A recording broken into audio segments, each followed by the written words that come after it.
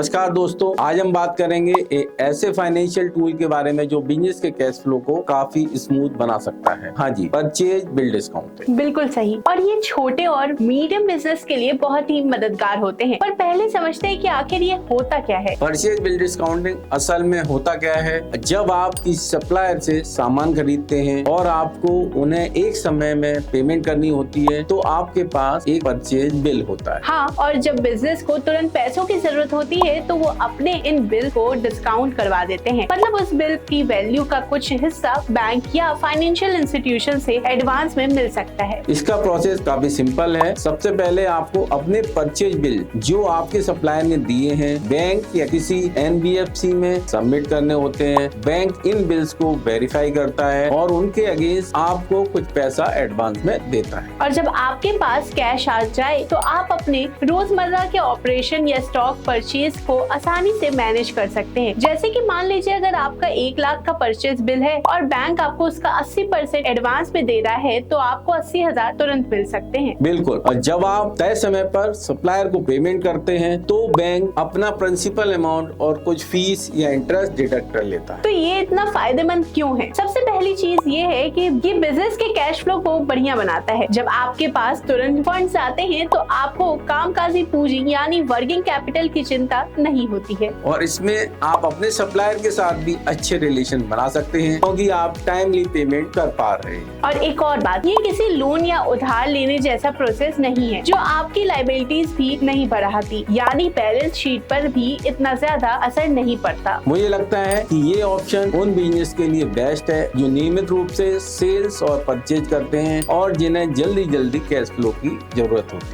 बिल्कुल, लेकिन इसका इंटरेस्ट रेट और फीस का भी ज्यादा ध्यान रखना चाहिए। तो अगर आपके बिजनेस को शॉर्ट टर्म फाइनेंसिंग चाहिए और आप अपने बिल्स के बदले एडवांस लेना चाहते हैं तो ये एक स्मार्ट चॉइस हो सकती है। तो दोस्तों, आज हमने समझा कि परचेज बिल डिस्काउंटिंग क्या होता है, कैसे काम करता है और क्यों ये छोटे बिजनेस के लिए मददगार हो सकता है। अगर आपको ये वीडियो इन्फॉर्मेटिव लगी हो तो कृपया लाइक करें, शेयर करें और सब्सक्राइब करना ना भूलें। और नीचे कमेंट्स में बताएं कि क्या आप इस टॉपिक पर और भी वीडियो देखना चाहेंगे। Thank you for watching. मिलते हैं अगले वीडियो में। और अगर आपको परचेज बिल डिस्काउंटिंग से रिलेटेड कोई फैसिलिटी चाहिए तो आप financesaver.com के वेबसाइट पर विजिट कर सकते हैं या फिर आप कॉल कर सकते हैं 9863020202 पे।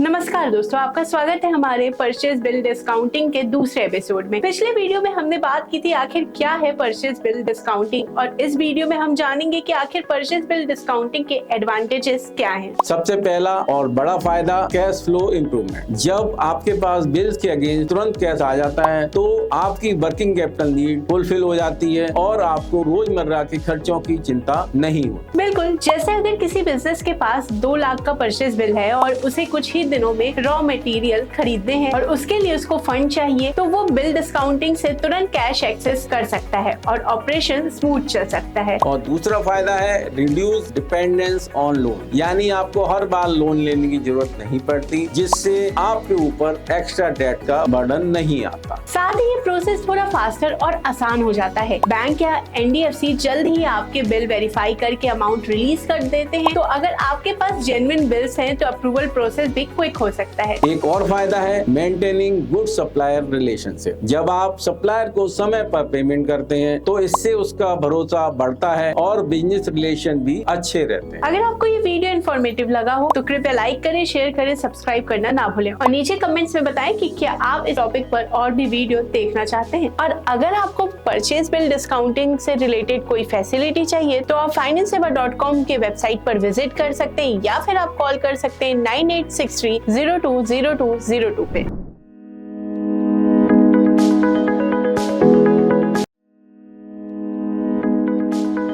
नमस्कार दोस्तों, फिर से स्वागत है आपका हमारे तीसरे एपिसोड में। पिछले वीडियो में हमने बात की थी परचेज बिल डिस्काउंटिंग के एडवांटेज क्या हैं और इस वीडियो में हम जानेंगे कि आखिर परचेज बिल डिस्काउंटिंग में रिस्क क्या है। तो चलिए देखते हैं परचेज बिल डिस्काउंटिंग के कुछ पोटेंशियल रिस्क जो बिजनेस ओनर को ध्यान में रखने चाहिए। सबसे पहला रिस्क इंटरेस्ट और फीस का। जी हाँ, बिल डिस्काउंटिंग फ्री तो नहीं होती और कई बार इसका इंटरेस्ट रेट या फीस बिजनेस के लिए एक्सपेंसिव हो सकता है, तो ये समझना जरूरी है है कि आपकी अर्निंग उससे ज्यादा होनी चाहिए। बिल्कुल, और इंटरेस्ट रेट अलग अलग इंस्टीट्यूशंस पर डिपेंड करता है, तो कंपेयर करना भी जरूरी है। दूसरा रिस्क है डिपेंडेंसी रिस्क। अगर बिजनेस बार बार बिल डिस्काउंटिंग का सहारा लेता है तो वो इस पर बहुत ज्यादा निर्भर हो सकता है, जिससे उसकी खुद की कैश फ्लो कैपेबिलिटी कमजोर हो सकती है। और सबसे जरूरी फ्रॉड रिस्क। अगर किसी बिल में गलती होती है या वो सही तरीके से बिल वेरीफाई नहीं होता तो बैंक उसे रिजेक्ट कर सकता है या आप पर पेनल्टी भी लग सकती है। अब सवाल उठता है कि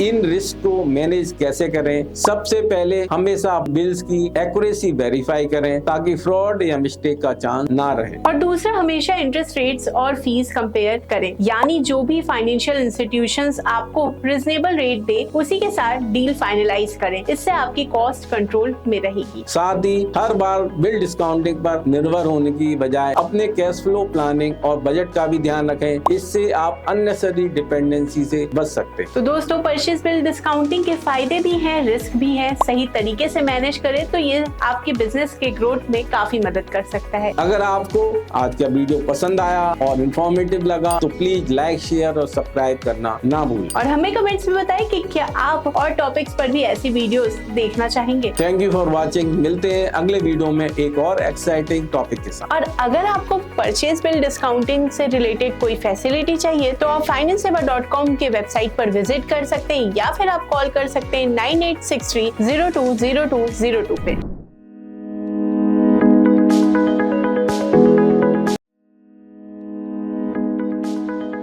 नमस्कार दोस्तों, आज आपका स्वागत है हमारे परचेज बिल डिस्काउंटिंग के चौथे एपिसोड में। पिछले वीडियो में हमने बात की थी आखिर क्या है परचेज बिल डिस्काउंटिंग का रिस्क, और आज हम बात करेंगे कौन कौन से क्राइटेरिया हैं जो इसे पाने के लिए जरूरी होते हैं और एलिजिबिलिटी कैसे बढ़ा सकते हैं। अगर आप सोच रहे हैं कि आपके बिजनेस के लिए ये सही है तो इस वीडियो में आपके सारे सवालों के जवाब मिलेंगे। तो सबसे पहले एलिजिबिलिटी क्राइटेरिया की बात करते हैं। परचेज बिल डिस्काउंटिंग का फायदा लेने के लिए सबसे जरूरी है कि आपके पास वैलिड और जेन्युइन परचेज बिल हो। आपके सप्लायर के साथ क्लियर ट्रांजैक्शन और ट्रस्टवर्दी रिकॉर्ड होने चाहिए। बिल्कुल सही। और एक और बात, आपका बिजनेस फाइनेंशियल हेल्थ में होना चाहिए, यानी आपके पास रिकॉर्ड्स, बैंक स्टेटमेंट और टैक्स रिटर्न अच्छी कंडीशन में होनी चाहिए। इससे बैंक्स को ये भरोसा हो जाता है कि आप फ्यूचर में उन्हें पेमेंट कर पाएंगे।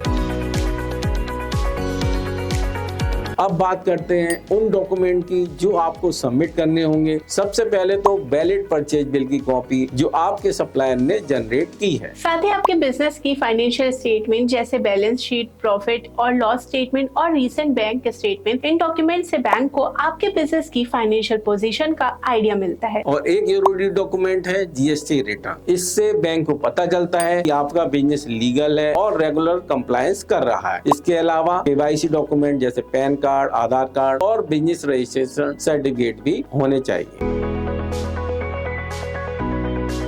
अब बात करते हैं कि एलिजिबिलिटी कैसे बढ़ाई जाए तो अप्रूवल प्रोसेस स्मूथ हो सके। सबसे पहली बात, maintain a good credit history. इसका मतलब है कि किसी भी एग्जिस्टिंग लोन या पेमेंट की ओवरड्यू स्थिति ना हो। साथ ही रेगुलरली अपने जीएसटी और टैक्स रिटर्न फाइल करते रहें। ये छोटे छोटे स्टेप बैंक को दिखाते हैं कि आप फाइनेंशियली डिसिप्लिन्ड हैं। और एक और टिप, अपने सप्लायर्स के साथ अच्छे टर्म्स में रहें। अगर आपके सप्लायर्स के पास भी स्ट्रॉन्ग रेपुटेशन है तो बैंक का भरोसा और भी बढ़ जाता है। जैसे कि अगर आपके सप्लायर्स भी वेल एस्टेब्लिश्ड हैं तो बैंक को लगता है कि आपका ट्रांजैक्शन जेन्युइन है।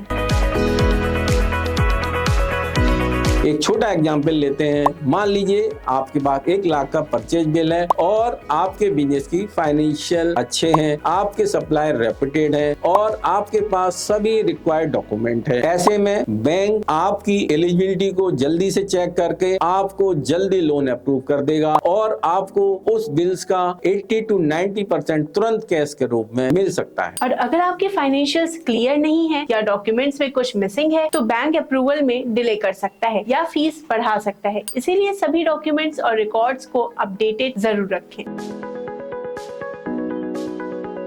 तो दोस्तों, हमने देखा कि एलिजिबिलिटी बढ़ाने के लिए किन चीजों का ध्यान रखना जरूरी है और कौन कौन से डॉक्यूमेंट होने चाहिए। अगर आप इन गाइडलाइंस को फॉलो करते हैं तो परचेज बिल डिस्काउंटिंग आपके बिजनेस के लिए फायदेमंद साबित हो सकते हैं। तो फ्रेंड्स, इसे ध्यान में रखते हुए अपने भी सारे डॉक्यूमेंट्स तैयार रखें। इस परचेज बिल डिस्काउंटिंग फैसिलिटी में दो मेन सिनेरियो हो सकते हैं जो सप्लायर और बायर के टाइप पर डिपेंड करता है। यहाँ हम पहले सिनेरियो नंबर 1 को एक्सप्लेन करते हैं, जिसमें सप्लायर एक बड़ा रेप्यूटेड कॉर्पोरेट है और बायर एक MSME यूनिट। इस सिनेरियो में सप्लायर एक बड़ी और रेप्यूटेड कंपनी होती है जैसे कि जिंदल स्टील, जो स्टील सप्लाई करती है, और बायर एक छोटा या मीडियम साइज बिजनेस होता है, यानी एक MSME यूनिट। यहाँ फैसिलिटी का पूरा अरेंजमेंट सप्लायर यानी बड़ी कॉर्पोरेट कंपनी द्वारा किया जाता है ताकि इसके MSME बायर को फाइनेंशियल सपोर्ट मिल सके। इस सिनेरियो में फाइनेंशियल अरेंजमेंट सप्लायर द्वारा किया जाता है। बिग कॉर्पोरेट सप्लायर जैसे जिंदल स्टील अपने सप्लाई चेन को आसान बनाने और छोटे बायर की कैश फ्लो नीड को सपोर्ट करने के लिए एक रेप्यूटेड बैंक के साथ पार्टनरशिप करता है। इस अरेंजमेंट में सप्लायर अपने बायर के लिए परचेज बिल डिस्काउंटिंग फैसिलिटी की सुविधा उपलब्ध कराता है, जिससे MSME यूनिट तुरंत इन्वेंट्री परचेज कर सकती है, भले ही उसके पास तुरंत कैश ना हो। अब इसके प्रोसेस को समझते हैं। सप्लायर एक इनवॉइस जनरेट करता है और MSME बायर इस इनवॉइस को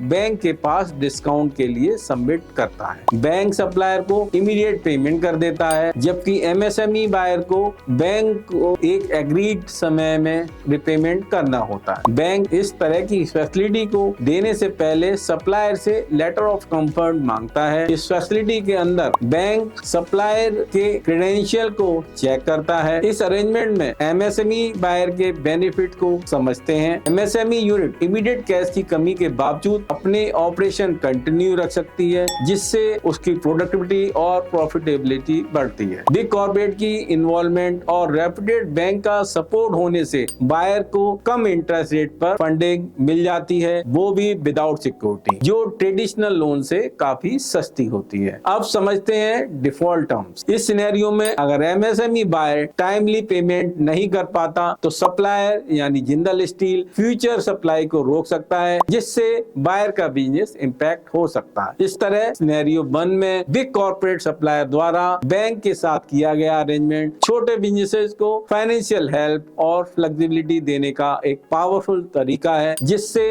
MSME यूनिट अपनी ग्रोथ को सपोर्ट कर सकते हैं। अब हम दूसरे सिनेरियो को समझते हैं, जहां सप्लायर्स और बायर दोनों ही MSME यूनिट्स में होते हैं। इस केस में बायर MSME यूनिट अपने सप्लायर की पेमेंट को मैनेज करने के लिए बैंक के पास जाकर परचेज बिल डिस्काउंटिंग की सुविधा का लाभ उठाता है। इस सिनेरियो में दोनों पार्टीज स्मॉल और मीडियम साइज बिजनेसेस हैं। मान लीजिए कि एक MSME यूनिट स्टील पार्ट्स का सप्लायर है और दूसरा MSME यूनिट स्टील का बायर है। यहाँ बायर को पेमेंट टर्म्स पर फ्लेक्सिबिलिटी चाहिए ताकि बिजनेस बिना किसी कैश फ्लो इशू के स्मूथली चले। आइए एक एग्जांपल से इसे समझते हैं। स्टेप नंबर 1, सप्लायर द्वारा इनवॉइसेस जनरेशन करना। सप्लायर MSME यूनिट अपने बायर के लिए स्टील पार्ट्स की सप्लाई करता है और एक इनवॉइस जनरेट करता है। इस इनवॉइस में पेमेंट टर्म्स मेंशन होते हैं, जैसे कि इमीडिएट कैश रिक्वायरमेंट या क्रेडिट टर्म्स। वहीं स्टेप नंबर 2, बैंक के पास डिस्काउंटिंग के लिए रिक्वेस्ट करना। बायर MSME यूनिट इस इनवॉइस को लेकर बैंक के पास जाता है और परचेज बिल डिस्काउंटिंग के लिए अप्लाई करता है ताकि वो सप्लायर को तुरंत पेमेंट कर सके। बैंक कंप्लीट क्रेडेंशियल चेक करके एक एक्स परचेज बिल डिस्काउंटिंग की लिमिट फिक्स करता है, जिसे बायर रेगुलर बेसिस पर यूज कर सकता है। स्टेप नंबर 3, बैंक द्वारा वेरिफिकेशन और अप्रूवल करना। बैंक बायर और सप्लायर दोनों की क्रेडिबिलिटी और ट्रांजैक्शन को वेरीफाई करता है। वेरिफिकेशन सक्सेसफुल होने पर बैंक सप्लायर को इनवॉइस अमाउंट का इमीडिएट पेमेंट कर सकता है। अब बात करते हैं इंटरेस्ट कॉस्ट की। बायर को इस फैसिलिटी के बदले नॉमिनल इंटरेस्ट पेमेंट करना होता है। इंटरेस्ट रेट सिक्योर्ड या अनसिक्योर्ड टर्म्स पर डिपेंड करता है। अगर बायर कोलेटरल प्रोवाइड कर सकता है तो इंटरेस्ट रेट कम होगा, यानी सिक्योर ट्रांजैक्शन कहलाएगा। अगर कोई कोलेटरल नहीं है तो ये अनसिक्योर ट्रांजैक्शन कहलाएगा और इंटरेस्ट रेट थोड़ा हायर हो सकता है। अब रीपेमेंट टर्म्स को समझते हैं। अब buyer MSME unit agree term line के अंदर बैंक को पेमेंट कर सकता है। अगर रीपेमेंट टाइमली नहीं होता तो बैंक एडिशनल इंटरेस्ट चार्ज कर सकता है और बायर की फ्यूचर क्रेडिट वर्थनेस को भी इम्पैक्ट कर सकता है। अब समझते हैं इंटरेस्ट रेट और कोलेटरल टर्म्स को। अब अब इस केस में सिक्योर ट्रांजैक्शन को समझते हैं। इस केस में बायर एमएसएमई यूनिट बैंक को कुछ एसेट्स जैसे कि प्रॉपर्टी, मशीनरी या बिजनेस एसेट के रूप में कोलेटरल प्रोवाइड कर सकता है। इससे बैंक को एश्योरेंस मिलती है और बायर को कम इंटरेस्ट रेट पर डिस्काउंटिंग फैसिलिटी मिल सकती है। उदाहरण के लिए सिक्योर ट्रांजैक्शन पर इंटरेस्ट रेट लगभग 8 से 10% हो सकता है। अब इस केस में अनसिक्योर ट्रांजैक्शन को समझते हैं। अगर बायर एमएसएमई के पास कोलेटरल प्रोवाइड करने का ऑप्शन नहीं है तो बैंक अनसिक्योर्ड बेसिस पर लोन दे सकता है। इसमें रिस्क थोड़ा ज्यादा होता है, इसीलिए इंटरेस्ट रेट भी हाई होता है। उदाहरण के लिए अनसिक्योर ट्रांजैक्शन पर इंटरेस्ट रेट लगभग 12 से 15% हो सकता है। अब बायर एमएसएमई यूनिट के बेनिफिट को समझते हैं। Immediate cash flow. Buyer MSME unit को बिना देरी के फंड्स मिल जाता है, जिससे वो अपने ऑपरेशंस को स्मूथली चला सकते हैं। सप्लायर से गुड रिलेशन, समय पर पेमेंट करके बायर और सप्लायर के बीच अच्छे रिलेशनशिप बना रहता है। Working capital management. इस फैसिलिटी के जरिए बायर अपने वर्किंग कैपिटल्स की जरूरतों को मैनेज कर सकता है, जिससे बिजनेस ग्रोथ में मदद मिलती है। इस प्रकार सिनेरियो 2 में बायर एमएसएमई यूनिट अपने सप्लायर को टाइमली पेमेंट करने के लिए बैंक से परचेज बिल डिस्काउंटिंग फैसिलिटी का यूज कर सकता है। यह एक इफेक्टिव तरीका है जिससे छोटे बिजनेसेस अपने कैश फ्लो इश्यूज को मैनेज कर सकते हैं और अपने ऑपरेशंस को एफिशिएंट तरीके से चला सकते हैं। अगर इस वीडियो से आपको मदद मिली है तो प्लीज लाइक, शेयर और सब्सक्राइब जरूर करें और कमेंट में बताएं कि क्या आप इस टॉपिक पर और वीडियो देखना चाहते हैं। और अगर आपको परचेज बिल डिस्काउंटिंग से रिलेटेड कोई फैसिलिटी चाहिए तो आप financesaver.com के वेबसाइट पर विजिट कर सकते हैं या फिर आप कॉल कर सकते हैं 9863020202 पे।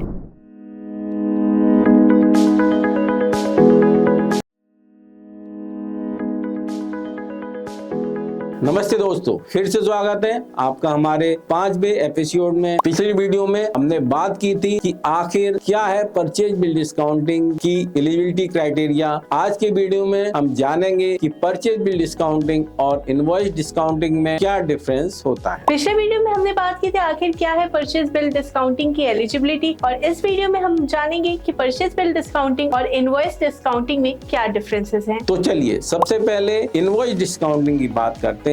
इनवॉइस डिस्काउंटिंग में आप अपने इनवॉइस को बैंक या फाइनेंशियल इंस्टीट्यूशन के पास ले जाते हैं और उनके खिलाफ तुरंत कैश प्राप्त करते हैं। सही कहा विकास जी। और इस प्रकार में आपके इनवॉइसेस पहले से जनरेटेड होने चाहिए, यानी आपने ऑलरेडी गुड्स या सर्विसेज अपने कस्टमर्स को बेची हो। बिल्कुल, जैसे कि मान लीजिए आपके पास 50,000 रुपए का इनवॉइस है जो आपके कस्टमर ने पेमेंट करने के लिए 30 दिनों में देना है। आप इस इनवॉइस को डिस्काउंट के लिए बैंक में डालते हैं और तुरंत कुछ प्रतिशत कैश प्राप्त करते हैं। तो दोस्तों, इनवॉइस डिस्काउंटिंग कब उपयोग होगा? अगर आपका बिजनेस बहुत सारे इनवॉइस जनरेट करता है और आपको कैश फ्लो की जल्दी जरूरत है तो ये एक अच्छा विकल्प हो सकता है। सही कहा। अब बात करते हैं परचेज बिल डिस्काउंटिंग की। इसमें आप अपने सप्लायर के खिलाफ परचेज बिल को बैंक में ले जाते हैं और उनकी मदद से कैश प्राप्त करते हैं। अब आइए जानते हैं इन दोनों के बीच की डिफरेंसेस। सबसे पहले इनवॉइस डिस्काउंटिंग में इनवॉइसेस की जरूरत होती है, जबकि परचेज बिल डिस्काउंटिंग में आपको purchase bill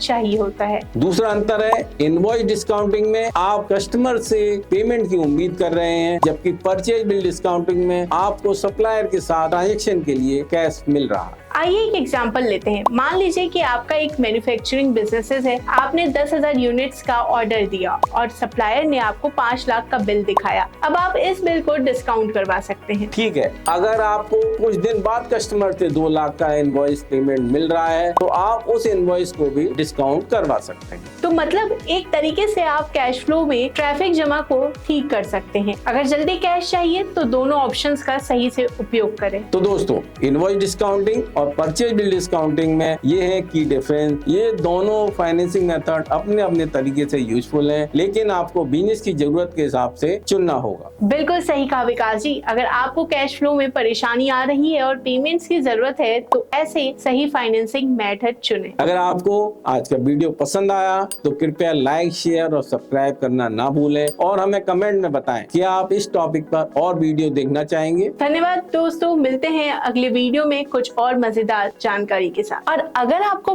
purchase bill discounting से रिलेटेड कोई फैसिलिटी चाहिए तो आप financesaver.com के वेबसाइट पर विजिट कर सकते हैं या फिर आप कॉल कर सकते हैं 9863020202 पे।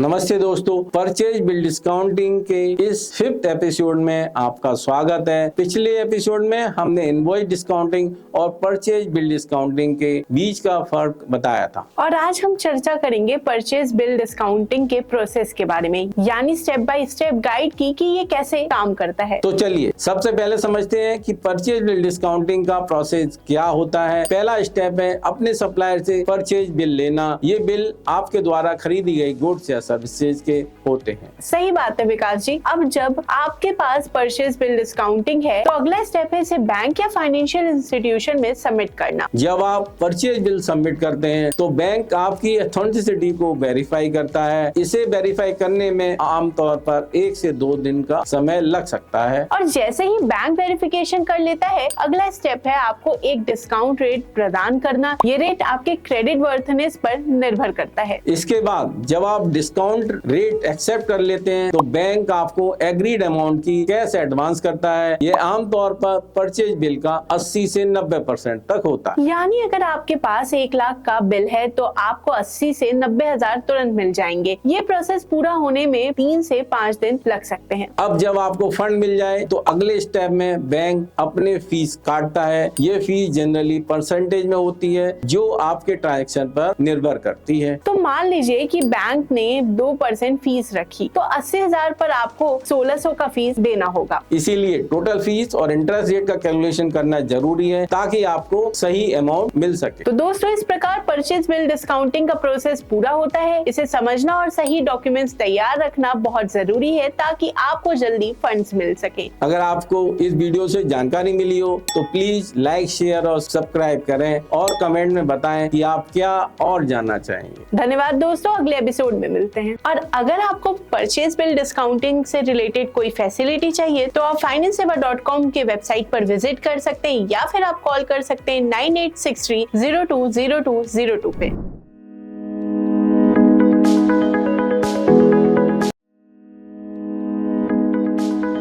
नमस्ते दोस्तों, परचेज बिल डिस्काउंटिंग की सीरीज के इस एपिसोड में आपका स्वागत है। पहले एपिसोड में हमने प्रोसेस के बारे में बात की थी। इस वीडियो में हम जानेंगे कि कैसे purchase bill discounting small business को ग्रो करने में मदद कर सकता है। और आज हम चर्चा करेंगे कि परचेज बिल डिस्काउंटिंग स्मॉल और मीडियम बिजनेसेस को कैसे बढ़ाने में मदद करता है। सही कहा वैष्णवी, परचेज बिल डिस्काउंटिंग छोटे व्यवसायों के लिए एक महत्वपूर्ण टूल है। इससे वे अपने ऑपरेशन को बढ़ा सकते हैं, इन्वेंट्री में इन्वेस्ट कर सकते हैं और वर्किंग कैपिटल मैनेज कर सकते हैं। बिल्कुल, जैसे कि अगर एक छोटे मैन्युफैक्चरर को नए प्रोडक्ट्स बनाने के लिए रॉ मटेरियल्स की जरूरत है तो वो परचेज बिल डिस्काउंटिंग का इस्तेमाल करके तुरंत कैश प्राप्त कर सकता है। मान लीजिए आपके पास 2 लाख का परचेज बिल है। अगर आप इसे डिस्काउंट करवाते हैं तो आपको लगभग 1.6 से लेकर 1.8 लाख तुरंत मिल सकते हैं। इससे आप अपने रॉ मटेरियल खरीद सकते हैं और प्रोडक्शन बढ़ा सकते हैं। इसका मतलब है कि आप बिना डिले के अपने बिजनेस ऑपरेशंस को स्मूथली चला सकते हैं और अगर आपके पास कैश फ्लो सही रहता है तो आप इन्वेंट्री में भी बढ़ोतरी कर सकते हैं। तो दोस्तों, परचेज बिल डिस्काउंटिंग से छोटे व्यवसायों को कैश फ्लो में मदद मिलती है जिससे वो ग्रोथ अपॉर्चुनिटीज को बढ़ा सकते हैं। और यही नहीं, ये स्मॉल बिजनेसेस को मार्केट में कंपटीशन में बनाए रखने में भी मदद करता है। तो ये थी परचेज बिल डिस्काउंटिंग की एक और महत्वपूर्ण जानकारी। अगर आप इस प्रक्रिया का सही से उपयोग करते हैं तो इससे आपके बिजनेस की ग्रोथ में बहुत फायदा हो सकता है। अगर आपको ये वीडियो पसंद आया हो तो कृपया लाइक करें, शेयर करें और सब्सक्राइब करना ना भूलें और हमें कमेंट्स में बताएं कि आप किस टॉपिक पर और जानना चाहेंगे। धन्यवाद दोस्तों, मिलते हैं अगले वीडियो। और अगर आपको परचेज बिल डिस्काउंटिंग से रिलेटेड कोई फैसिलिटी चाहिए तो आप financeseva.com के वेबसाइट पर विजिट कर सकते हैं या फिर आप कॉल कर सकते हैं 9863020202 पे।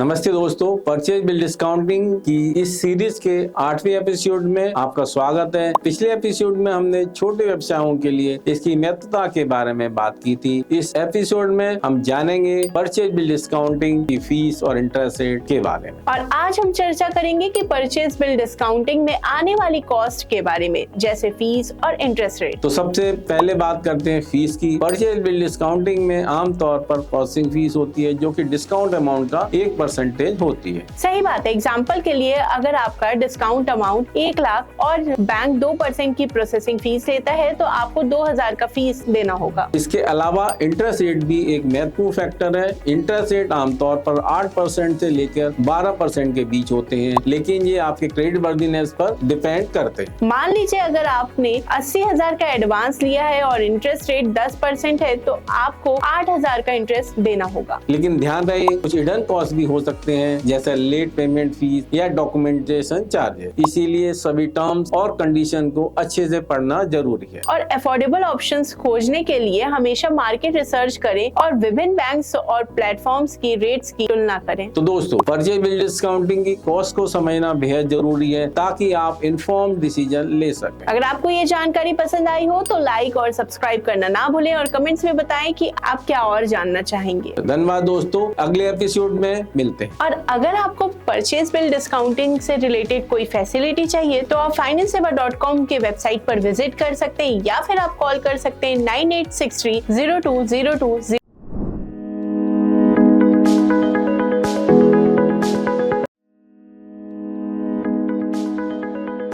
नमस्ते दोस्तों, परचेज बिल डिस्काउंटिंग की सीरीज के इस एपिसोड में आपका स्वागत है। इस वीडियो में हम जानेंगे परचेज बिल डिस्काउंटिंग और बिजनेस लोन में किसे चूज करना चाहिए। और आज हम बात करेंगे कि परचेज बिल डिस्काउंटिंग और बिजनेस लोन्स के बीच में क्या चूज करें। तो सबसे पहले अर्जेंसी का फैक्टर देखिए। यदि आपको जल्दी फंड की आवश्यकता है तो परचेज बिल डिस्काउंटिंग आपके लिए बेहतर हो सकता है। सही कहा विकास जी। दूसरी ओर अगर आपके पास टाइम और आप लंबे समय के लिए फाइनेंसिंग चाहते हैं तो बिजनेस लोन एक अच्छा ऑप्शन हो सकता है। अब बात करते हैं कॉस्ट की। परचेज बिल डिस्काउंटिंग में फीस और इंटरेस्ट आमतौर पर बिजनेस लोन की तुलना में कम होते हैं। हाँ, लेकिन आपको ये भी देखना चाहिए कि क्या आप लोन की EMI का भुगतान करने में सक्षम है। ड्यूरेशन भी एक महत्वपूर्ण फैक्टर है। परचेज बिल डिस्काउंटिंग आमतौर पर शॉर्ट टर्म फाइनेंसिंग है, जबकि बिजनेस लोन लॉन्ग टर्म हो सकते हैं। अगर आपका कैश फ्लो सही रहता है तो परचेज बिल डिस्काउंटिंग आपके लिए एक ग्रेट ऑप्शन हो सकता है। तो दोस्तों, सही फाइनेंसिंग ऑप्शन चुनने के लिए इन फैक्टर्स को ध्यान में रखें। अगर आपको ये जानकारी पसंद आई तो लाइक सब्सक्राइब करना ना भूलें और हमें कमेंट्स में बताएं कि आप कौन सा ऑप्शन चुनते हैं या किस पर चर्चा करना चाहते हैं। धन्यवाद दोस्तों, अगले एपिसोड में मिलते हैं। और अगर आपको परचेज बिल डिस्काउंटिंग से रिलेटेड कोई फैसिलिटी चाहिए तो आप financesaver.com के वेबसाइट पर विजिट कर सकते हैं या फिर आप कॉल कर सकते हैं 9863020202 पे।